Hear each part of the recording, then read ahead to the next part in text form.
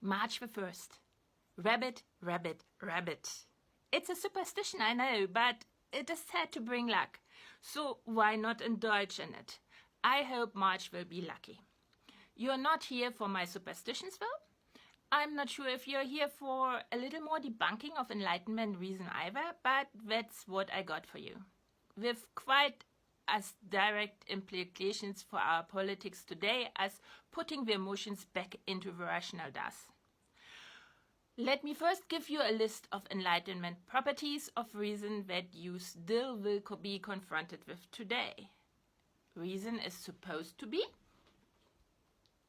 here's the list. Consciousness. You're supposed to know what you're thinking.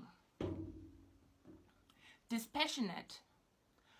Emotions aren't supposed to get in the way of your reason. Literal.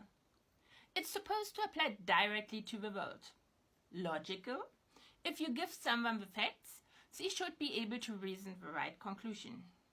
Disembodied. It's supposed to be always abstract, based on self-interest. It serves nothing else but your own interests. Universal. Everybody reasons in the same way. All of those have been proven wrong by neuroscience. We can make quick work of the first point on the list. I already told you about the length of our window of consciousness. 7 seconds, unless we are in conversation. And I already told you that 98% of the time we are functioning on autopilot. Number 2, I discussed yesterday, we have no capability to reason and think rationally without emotions. These brain circuits always run parallel in our brain. I also told you about the bananas and the monkeys that allowed us to figure out mirror cells. That's why reason always serves as well compassion and social connections. Now, I touched on the literal thing as well, many times in fact. According to Enlightenment reason, meaning is a matter of truth condition, and thus you can reason directly about everything in the world. But ideas are only made meaningful via the brains, connected to our bodies and our embodied experience. We are back to consciousness equals perception plus data. The world is as it is, but our reality is something different completely. When a certain fact doesn't fit our reality, it will not reach the level of reality. It does not compute.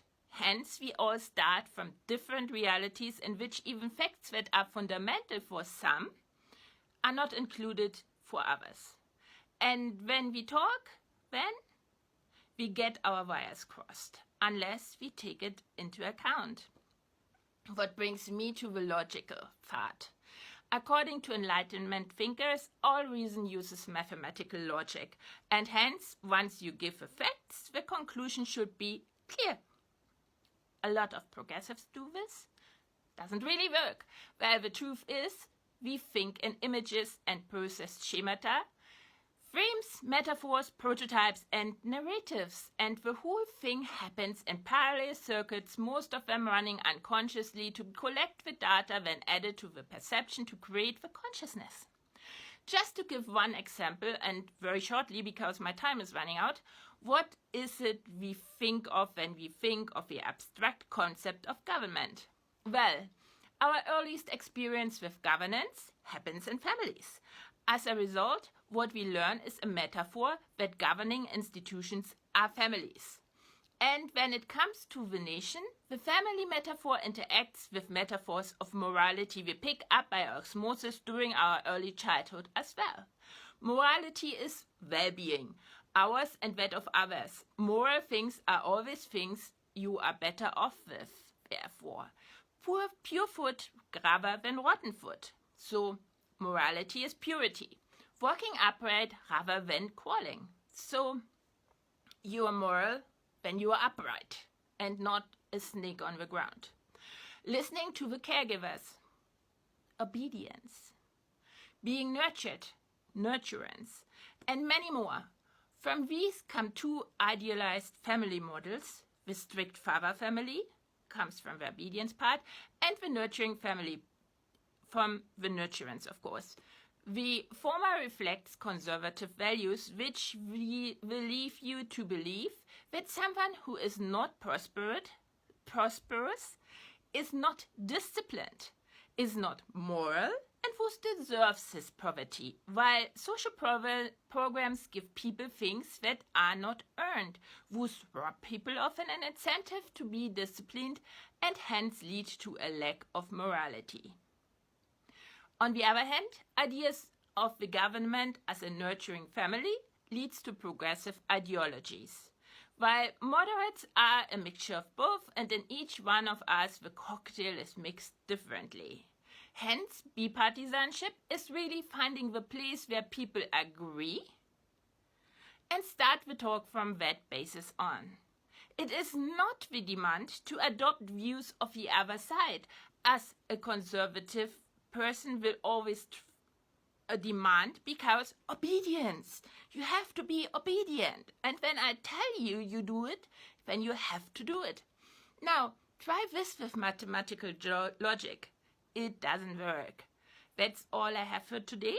But I hope the explanation how bipartisanship, the thing that makes society work in the end, highlights once again the importance of first getting to know yourself. Also now, thinking. Make a habit out of thinking. Turn thinking into a movement for a better living together. And as always, like, comment, share, and thank you for gifting me with a few minutes of your most precious, your lifetime.